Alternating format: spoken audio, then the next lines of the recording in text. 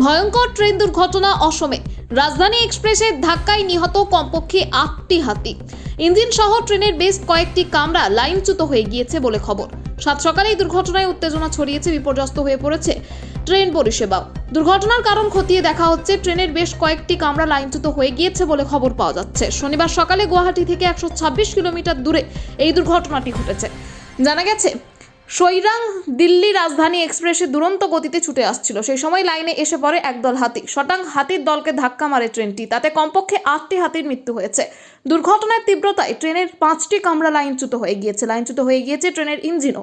এই ঘটনায় ইতিমধ্যেই রিলিফ ট্রেন পাঠানো হয়েছে বলে রেল সূত্রে খবর। রেলের কর্মী ও আধিকারিকরা পৌঁছেছেন ঘটনাস্থলে। শুরু হয়েছে উদ্ধার কাজ। রেল লাইনে এখনও হাতির দেহাংশ ছড়িয়ে ছিটিয়ে পড়ে রয়েছে বলে খবর। আপার আসাম ও উত্তর পূর্ব রুটে ট্রেন চলাচল ব্যাহত হয়েছে এই ঘটনার জেরে। खुद नहीं